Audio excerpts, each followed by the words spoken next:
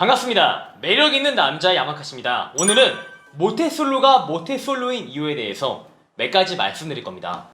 첫 번째가 나이를 먹을수록 남자는 모태솔로에서 헤어나올 수가 없습니다. 이게 왜 그러냐면은 여자분들이 남자가 나이가 많아지다 보면은 어느 정도 사회성과 사교성을 기대를 하게 됩니다. 예를 들어 남자가 30살이야. 그러면은 여자분은 30살에 맞는 여자를 대하는 사교성과 사회성을 기대를 안 할래야 안 할 수가 없다는 거예요.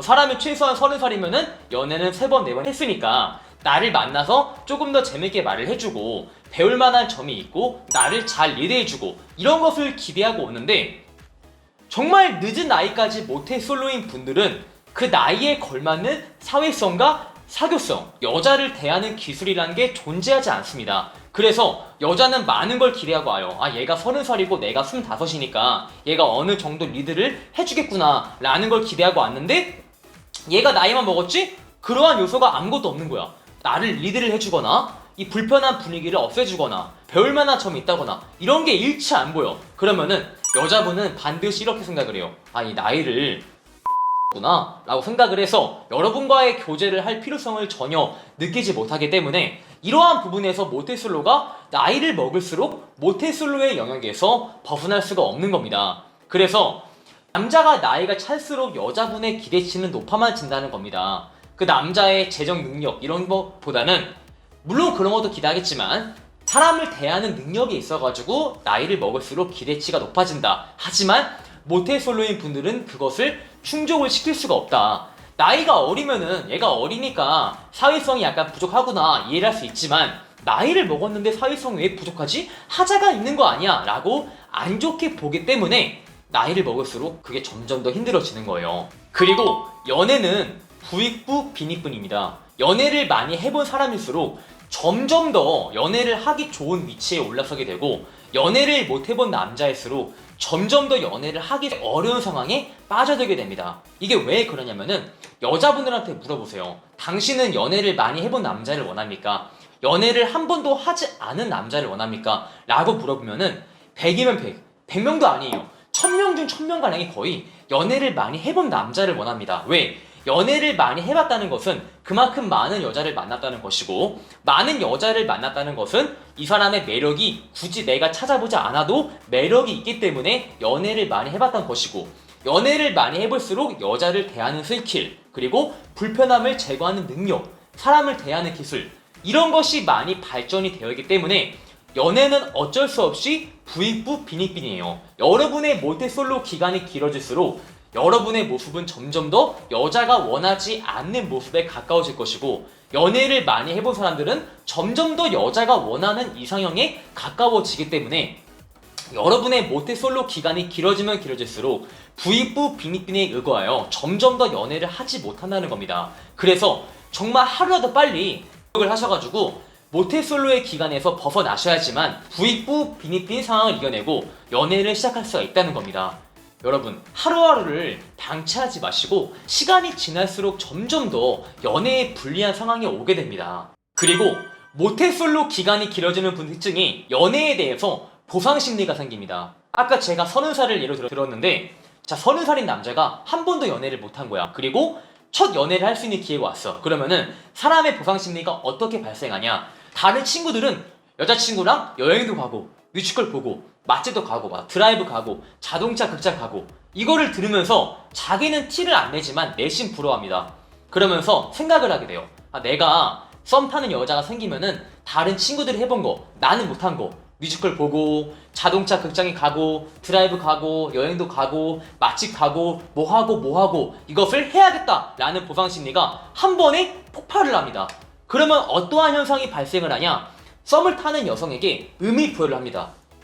첫 만남에 여성한테 이런 말 하는 거예요. 아, 제가 뮤지컬 보는 거 좋아하거든요. 다음에 같이 가요. 제가 여행 가는 거 좋아하거든요. 다음에 같이 가요. 제가 맛집 가는 거 좋아하거든요. 다음에 같이 가요. 제가 자동차 극장 끝내준다 알고 있거든요. 다음에 같이 가요. 이렇게 말을 해버리는데 첫 번째 만남에 여성분이 과연 어떠한 심리로 여러분을 만나러 올까요?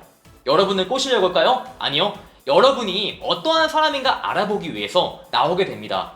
여자분은 탐색전을 하려고 왔는데 여러분은 지나치게 의무부여를 한 나머지 여성에게 투자를 하기 시작하고 과도한 부담감을 안기게 됩니다. 여자분이 여러분이 어떤 사람인가 알아보려고 왔는데 제대로 된 가치 어필이 이루어지지 않은 채 의미부여만 하기 때문에 그 보상 심리로 인해서 여자한테 부담감이 증폭이 된다는 겁니다. 그러면은 뭐야, 이 사람 천만 원인데 왜 그래? 나는 이 사람이랑 진짜 커피 한 마시려고 왔는데 갑자기 이 남자가 커피를 마시고 나서 자동차 극장을 가재, 맛집을 가재. 너무 이것은 여자분에게 부담감으로 다가온다는 것이죠. 여러분이 이러한 이미지 메이킹을 안 하고 싶어도 연애를 오래 쉬었던 분들은 지금 보상 심리가 엄청 끝물이 올라와 있어요.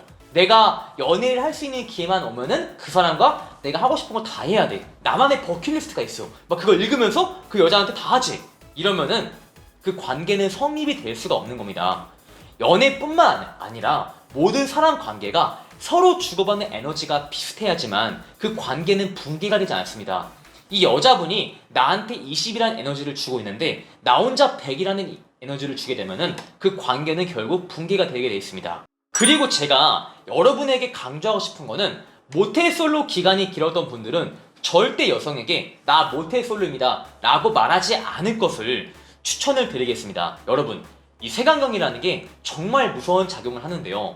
예를 들어서 나는 클럽에 처음 갔어. 내가 클럽에 처음 갔는데 정말 괜찮은 여자가 있는 거야. 나는 정말 진심이었어. 내가 정말 진심으로 이 여자랑 커피를 마시고 싶고 나중에 낮에 밥 한 끼 먹으면서 이 여자를 알아가고 싶어. 나는 정말 진심에서 그 여자한테 번호를 물어봤어. 여자가 연락처를 알려준 거죠. 다음날 연락이 안 돼.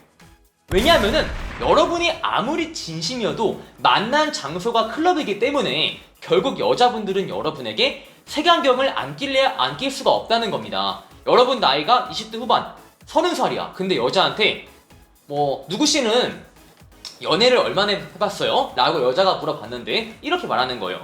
제가 사실은 모태솔로예요 라고 말하는 순간 여자분들은 그 모태솔로란 말을 이렇게 해석을 합니다. 얘가 얼마큼 하자가 있으면은, 얘가 얼마큼 사람을 대하는 능력이 부족하면은, 얘가 얼마큼 능력이 부족하면은 이렇게 생각을 해서 이 남자가 멀쩡한 남자가 아니고 비정상적인 남자라고 색안경을 끼기 때문에 예를 들어서 여러분이 대화하다가 말을 더듬었어. 근데 일반적인 남자라면 말을 더듬으면은 그래 그럴 수 있지 라고 생각하겠지만 여자분이 그냥 모든 것을 확대 해석을 해요. 이 남자가 말을 더듬으면은 역시 모태솔로라서 여자랑 말할 때 말 더듬네. 이 남자가 밥 먹을 때 뭐 흘렸어. 역시 모태솔로라서 여자랑 밥 먹을 때 식사 예절이 없네. 이 남자가 목소리가 커. 역시 모태솔로라서 이 남자가 정말 목소리 크네. 별로야.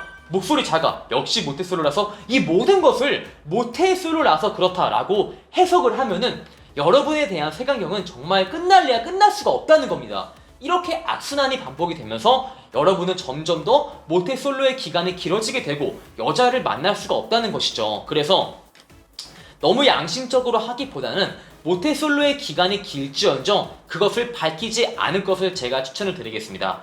적당히 연애해봤어요. 30번.